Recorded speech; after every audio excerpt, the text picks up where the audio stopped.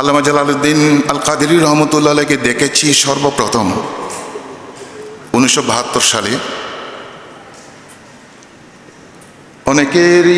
অনেকেই চিনবেন, অথবা আনসারি সাহেব থাকলে হয়তো চিনতেন। মৌলানা ইয়াসিন নুরি নানুপুরের মধ্যে ইসাউদ্দি সাহেব রহমতুল্লাহ আলাইয়ের দরবার শরীফে যাওয়ার সময় হাতের বাম পাশে যে বাড়িটা আছে, একটা পুকুর আছে, পুকুরের পাড়ের বাড়িটা, তো ওই বাড়িতে মৌলানা ইয়াসিন নুরি তিনি হামিদুল্লাহ মসজিদের পেশ ইমাম ছিলেন এবং খতিব ছিলেন আল্লামা জালালউদ্দিন আল কাদেরী রহমতুল্লাহি আলাইহি। তো 1972 সালে কি 73 সালে, 72 সালে সম্ভবত তার বিয়ের অনুষ্ঠান হচ্ছিল। তো তিনি সম্পর্কে আমার মামা হন এবং সেই বাড়িটা আমার নানারও বাড়ি হয়। তো আল্লামা জালালউদ্দিন আল কাদেরী রহমতুল্লাহ আলাইহি তার পেশ ইমাম মৌলানা ইয়াসিন নুরি তিনি হুজুর কেবলা সৈয়দ মোহাম্মদ ইরশাদ রহমতুল্লাহ আলাইহির মাহফিলে নাত পড়ে অত্যন্ত পরিচিত হয়েছিলেন এবং হুজুরের খাস দোয়া পেয়েছেন। তিনি নাত পড়তেন, নাত খাঁ ছিলেন, শায়ের ছিলেন। তো সেখানে আল্লামা জালালউদ্দিন আল কাদেরী রহমতুল্লাহ আলাইহি তিনি গিয়েছিলেন। তো আমি সে সময় সোবানী আলিয়া মাদ্রাসার ছাত্র ছিলাম ফাজিলের। তো আল্লামা জালালউদ্দিন আল কাদেরী রহমতুল্লাহ আলাইহি আমাকে ডেকে বসালেন এবং তার সাথে এই সর্বপ্রথম পরিচয় আমার সেখানে, এবং প্রথম দেখাও। এরপরে তো অনেক হয়েছে।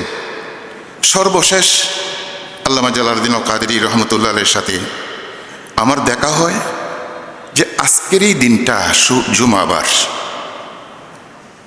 আল্লামা জালালউদ্দিন আল কাদেরী রহমতুল্লাহ আলাইহির জীবনের শেষ জুমা ছিল। হালি শহরে আল্লামা ইলিয়াস রেজভী তিনি আলা হযরত ইমামে আহলুস সুন্নাত রহমতুল্লাহ আলাইহির ওরস করতেন। তো সেদিন ওরস ছিল।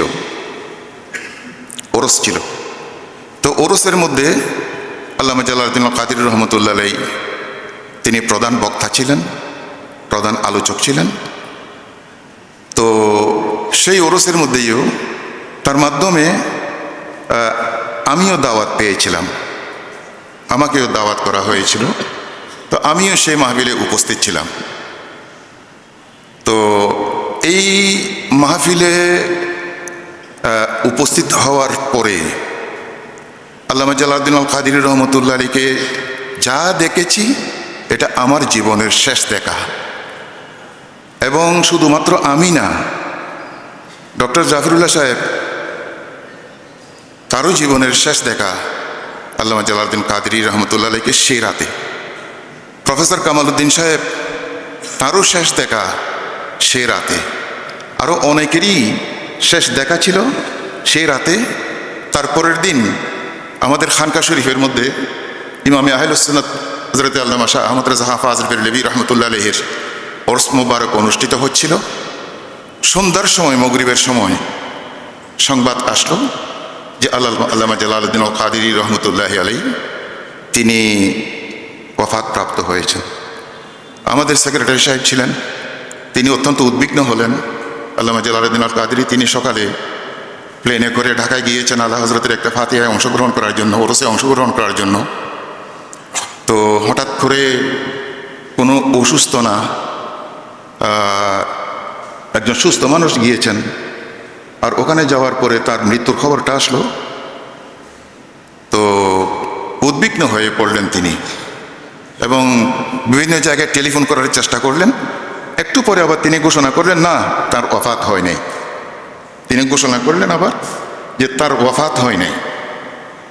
তো আবার কিছুক্ষণ পরে আবার খবর আসলো যে আল্লামা জালালউদ্দিন আল কাদেরী রহমতুল্লাহ আলাইহি ইহজগৎ ত্যাগ করেছেন, তার ওফাত হয়ে গেছে। তো প্রথমে ওফাত হয়েছে শুনলাম, কিছুক্ষণ পরে আবার আমাদের সেক্রেটারি সাহেব ঘোষণা দিলেন না, এখনো তিনি জীবিত আছেন। আবার কিছুক্ষণ পরে আবার ঘোষণা আসলো যে তিনি জীবিত নেই। একটা হচ্ছকিত ব্যাপার, আশ্চর্যের ব্যাপার, কেন এটা হলো? পরে জানতে পারলাম আল্লামা জালালউদ্দিন আল কাদেরী রহমতুল্লাহ আলাইহি ওয়াফাত হয়ে গিয়েছিল। যখন বলা হয়েছিল তার ওয়াফাত হয়েছিল, আল্লাহ আবার তাকে প্রাণ ফিরিয়ে দিয়েছেন এই হামেদকে দেখার জন্য। হামেদ আছে না? আচ্ছা, এই হামেদ আসছিল সন্ধ্যার সময়, কাসেম ছিল উপস্থিত, হামেদ ছিল না।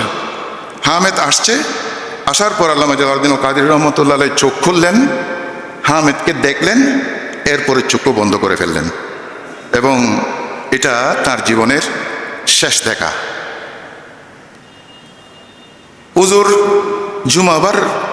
জুমার দিন আমরা তো ওখানে ছিলাম, হালি শহরে মাহফিলে ছিলাম। আমি হুজুর ওখানে থাকা অবস্থায় আমি চলে আসছিলাম।